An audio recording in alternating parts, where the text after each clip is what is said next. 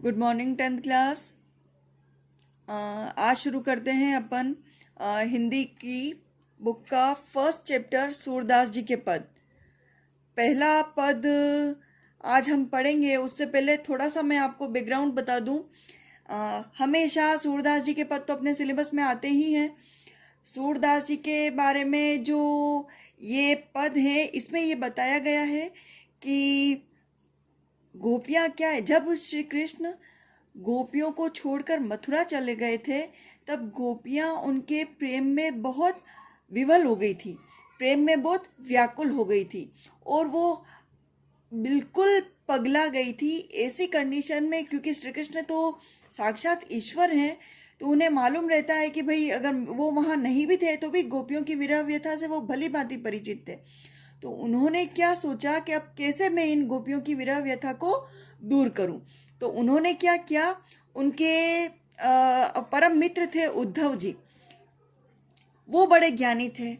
तो यहाँ पर श्री कृष्ण ने एक तीर से दो शिकार किए, क्योंकि उद्धव जी को अपने ज्ञान पर बड़ा घमंड हो गया था। और आप तो जानते हैं कि जहाँ अहंकार होता है वहाँ ईश्वर की भक्ति कभी नहीं हो पाती। तो कृष्ण चाहते थे कि उद्धव जी का तो अहंकार समाप्त हो जाए और गोपियों की विरह व्यथा दूर हो जाए। तो उन्होंने एक तीर से दो शिकार किए। उन्होंने उद्धव जी को अपने पास बुलाया और बोला कि हे उद्धव, आप तो बड़े ज्ञानी हैं, आपके ज्ञान की तुलना तो किसी से नहीं हो सकती। आपके पास जितना ज्ञान है उतना और किसी के पास नहीं। तो आप अपना ज्ञान क्यों ना उन ब्रज की गोपियों को दो, क्योंकि वो मेरे प्रेम में व्याकुल हो रही है और मैं नहीं चाहता कि मेरे बिना वो मेरे कारण दुखी हो। तो आप ऐसा करो, अपने योग और ज्ञान का संदेश गोपियों को सुना कराओ। तो उद्धव जी को बड़ा आनंद आया, अरे वाह, श्री कृष्ण ने मेरे ज्ञान की प्रशंसा की है। तो उन्होंने बिल्कुल सहर्ष ये बात मान ली कि हाँ हाँ, ये तो मेरे बाएं हाथ का खेल है, मैं आराम से गोपियों को योग का संदेश सुना दूंगा और उनको भक्ति के लिए मना लूंगा। तो उद्धव जी गोपियों को योग का संदेश सुनाने जब ब्रज पहुंचते हैं तो वहां पर उद्धव जी और गोपियों के मध्य जो वार्तालाप होता है वही इन 3-4 पदों में व्यक्त है। आपके सिलेबस में ये है। तो देखो पहला पद क्या है। उधो तुम हो अति बड़भागी, अपरस रहत स्नेह तगाते, नाहिन मन अनुरागी। पुरई निपात रहत जल भीतर, तारस देह न दागी। ज्यों जल माह तेल की गागरी, बूंद न तो ताको लागी। प्रीति नदी में पाँव न बोरियो, दृष्टि न रूप परागी। सूरदास अबलाहम भोरी, गुर चींटी जो पागी। यहाँ पर इस पद को देखो, सरल ब्रज भाषा का पद है। इस पद को समझने से पहले कुछ कठिन शब्दों के अर्थ आप देख लो। जैसे उद्धव आया है उद्धव जी के लिए जो कृष्ण के मित्र हैं। अति बड़भागी मतलब होता है बड़े भाग्यशाली होना, ठीक है। अपरस मतलब होता है बिना स्पर्श किए हुए, ठीक है। और स्नेह मतलब प्रेम। तगा मतलब होता है धागा। नाहिन मतलब नहीं। अनुरागी मतलब होता है प्रेम में पड़ा हुआ, ठीक है। पुरई नहीं बोलते हैं कमलिनी के फूल को या कमल के पत्ते को। पात मतलब पत्ता। देह मतलब शरीर। दागी मतलब होता है भीगी हुई। माह मतलब मध्य। घाघरी मतलब कलश या घगरी। ताको मतलब उसको। लागी मतलब लगी या ठहरी। पाँव मतलब पैर। बोरियो मतलब डूबना। परागी मतलब मुग्ध होना, मोहित होना। अबला मतलब दुर्बल स्त्री। भोरी मतलब भोली भाली। चाटी मतलब चींटी। पागी मतलब चिपकी हुई। और गुर मतलब होता है गुड़। अब अपन इसका अर्थ देखेंगे। देखो पहली पंक्ति देखना, उधो तुम हो अति बड़भागी। यहाँ पर गोपियाँ उद्धव जी से कहती हैं कि हे उद्धव, आप तो बड़े भाग्यशाली हैं। देखना बच्चों, यहाँ पर वास्तव में उद्धव जी को गोपियाँ भाग्यशाली नहीं मान रही, वो उन पर व्यंग बाण छोड़ रही है। वो क्या मानती है, वास्तव में तो उद्धव को भाग्यहीन मानती है, लेकिन उन पर उन पर व्यंग कसते हुए कह रही कि हे उद्धव जी, आप तो बड़े भाग्यशाली है, आप हमारे जैसे अभागे नहीं है। अब कारण देती है क्यों वो उद्धव जी भाग्यशाली है। जैसे अपरस रहत स्नेह तगाते, ना ही मन अनुरागी। गोपियां उद्धव जी से क्या कह रही है कि हे उद्धव, आप तो बड़े भाग्यशाली हैं। क्यों? क्योंकि आप अभी तक प्रेम के बंधन में बंधे ही नहीं, प्रेम के धागे से बंधे ही नहीं, आपका मन अभी तक प्रेम में नहीं पड़ा, इसलिए आप बड़े भाग्यशाली हैं। अगली पंक्ति देखना, पूरईनी पात रहत जल भीतर, तारस देहन दागी। यहाँ पर गोपियां अब उदाहरण दे रही है। पहली बात उन्होंने क्या कहा कि हे उद्धव, आप बड़े भाग्यशाली हैं। दूसरी पंक्ति में उन्होंने क्या कहा, आप बड़े भाग्यशाली क्यों हैं? क्योंकि आप अभी तक प्रेम की डोर से नहीं बंधे, आपका मन अभी तक प्रेम में नहीं डूबा, प्रेम को स्पर्श ही आपके मन ने अभी तक नहीं किया। अब वो उदाहरण दे रही है कि भाई हे उद्धव जी, आपका मन अभी तक प्रेम में नहीं पड़ा, ठीक उसी प्रकार से जिस प्रकार की पुरैनी पात यानी कि कमल का पत्ता रहत जल भीतर। आप तो अच्छी तरह से जानते हैं कि कमल का फूल कहाँ खिलता है? तालाब में, जल में। तो यहाँ पर गोपियां क्या कह रही है कि जिस प्रकार कमल का फूल पानी में खिलता है, ठीक है, लेकिन फिर भी उसको पानी की एक बूंद भी भिगो नहीं सकती। आपने कभी देखा होगा कमल की पंखुड़ियों पर पानी की बूंदें जम जाती है लेकिन उसको गीला नहीं कर सकती।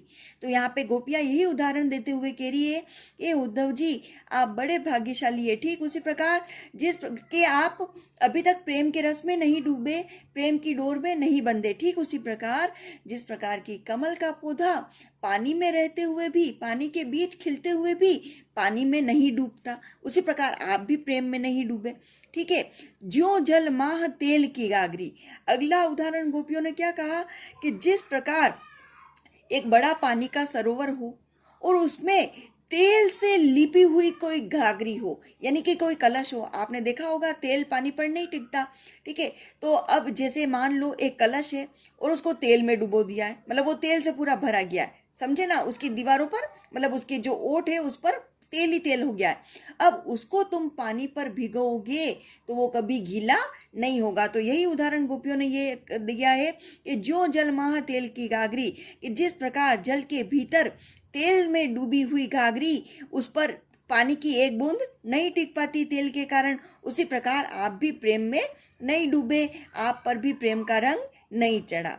अगला वापस उदाहरण क्या दे रही है वो कि प्रीति नदी में पाँव न बोरियो, कि हे उद्धव जी, आप तो बड़े भाग्यशाली हैं कि आपने अभी तक प्रेम की नदी में पाँव तक नहीं डुबाया।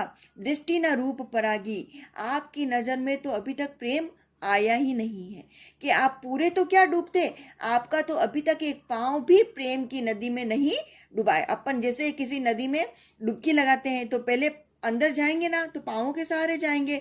तो यहाँ पर गोपियाँ ये व्यंग कस रही है कि प्रेम की नदी में डुबकी लगाना तो दूर, आपका तो अभी तक एक पाँव भी प्रेम की नदी में नहीं डूबा है। ठीक है, अब यहाँ पर गोपियाँ वापस कह रही है सूरदास जी के माध्यम से। सूरदास जी क्या कहते हैं कि हे अबला हम्बोरी, गोपियाँ क्या कह रही है कि हे उद्धव जी, आप तो बड़े योगी संदेशी हैं, लेकिन हम तो अबला नारियां हैं, हम अनपढ़ गोपियाँ हैं, भोली भाली सी गोपियाँ हैं, और हम तो इतनी अभागी हैं कि जिस प्रकार हम तो इतनी भोली भाली नारियां हैं जो श्री कृष्ण के प्रेम में उसी प्रकार डूब गई है जैसे मिठास की लोभी, यानी मीठे की चहेती, मीठे को पसंद करने वाली चींटियां गुड़ से चिपक कर रह जाती है और अपने प्राणों का अंत कर देती है।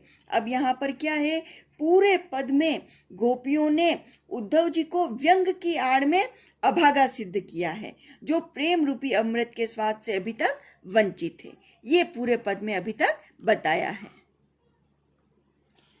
दूसरा पद देखना बच्चों, मन की मन ही मांझ रही, कहिए जाई कौन पे ऊधो, ना ही परत कही, अवधि आधार आस आवन की, तन मन बिथा सही, अब इन जोग संदेशनी सुनी सुनी, बिरहिन बिरह दही, चाहती हुती गुहार जीत रही ते, उतते धार बही, सूरदास अब धीर धरई क्यों, मर जादा न लही। यहाँ पर इससे पहले आप कठिन शब्द देख लो बच्चों।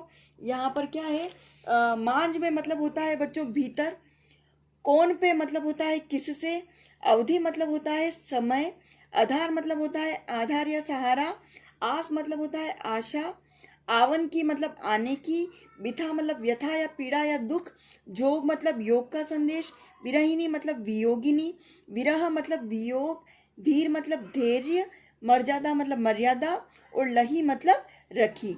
यहाँ पर दूसरे पद में भी गोपियाँ उद्धव जी को उल्हाना देते हुए कह रही है, वो कृष्ण के प्रेम के विरह में अति व्याकुल हो रही है और दुखी होते हुए जो उद्धव जी है उनको ताना मार रही है। वो क्या कह रही है, मन की मन ही मांझ रही, यानी कि हे उद्धव जी, हम जो कृष्ण से बहुत प्रेम करते थे वो हमारे मन के मन में ही रह गया। हम कभी अपना प्रेम कृष्ण से कह नहीं पाए, कृष्ण को कभी हमारा प्रेम हम जता ही नहीं पाए, और न ही किसी और से हम ये बात कह पाए कि मन की मन ही मांझ रही, यानी कि हमारे मन में जो बात थी वो मन ही के बीच दबकर रह गई। अगली पंक्ति देखना बच्चों, कहिए जाई कौन पे उधो, ना ही परत कही। गोपियां कह रही है कि अब हम कहने भी जाएं तो किससे कहें, अब हमारे इस प्रेम को, हमारे इस दुख को समझने वाला कोई नहीं। वो क्या कह रही है कि ये न हमें कृष्ण से प्रेम करने का आनंद मिला और न हम अपनी विरह व्यथा ही किसी से कह पाई। अब आप ही बताओ कि हम ये योग का ये जो मन की पीड़ा है हम किसे जाकर बताएं। अवधि आधार आस आवन की, तन मन बिथा सही। गोपियां यूं कह रही है कि अभी तक तो आप, जब तक यहाँ पर हमको योग का संदेश नहीं सुनाने आए थे, तब तक तो हमारे मन में एक आस थी कि कृष्ण वापस फिरकर हमसे मिलने आएंगे, लेकिन अब आपके आने से हमें ये विश्वास हो गया है कि कृष्ण नहीं आएंगे। तो जब तक कृष्ण के आने की हमारे मन में आस थी, तब तक तो हमने जैसे तैसे उनके विरह की व्यथा को सहन कर लिया, उनके विरह के दुख को हमने सहन कर लिया। होता है ना बच्चों कि अगर कुछ अच्छी सी बात आने वाली हो या अपने जीवन में घटित होने वाली हो, तो हम, जो कठिन समय होता है वो निकल जाता है उसी की आशा में। जैसे छोटा सा देखो उदाहरण दूं कि जैसे संडे आने वाला है, ठीक है, अपने को पता है कि मंडे से लेकर सैटरडे तक अपन रोज वर्क करेंगे, लेकिन एक आस रहती है कि संडे की छुट्टी तो कम से कम मिलेगी।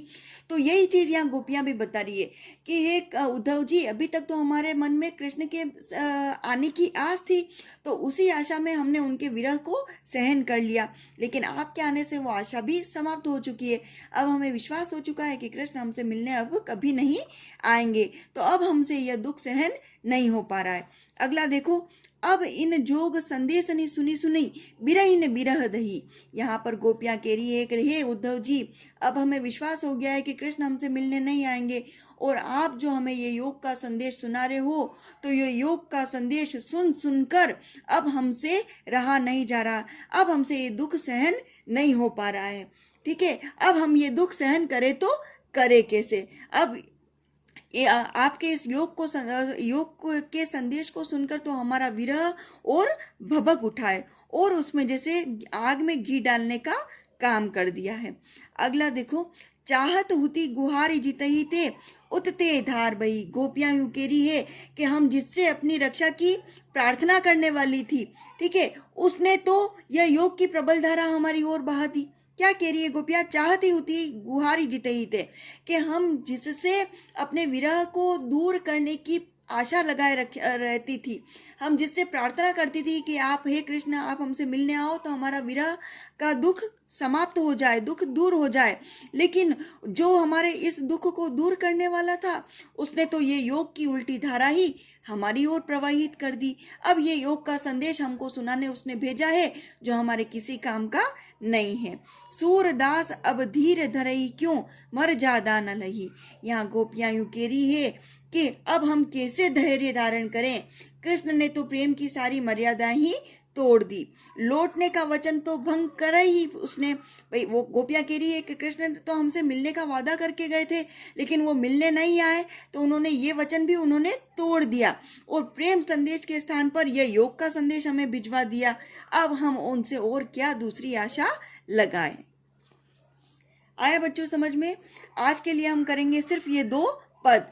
अगर फिर भी आपको समझ में नहीं आता है तो वीडियो एक बार वापस से देखना, और कुछ समझ में नहीं आए तो मुझे मैसेज करना। ओके।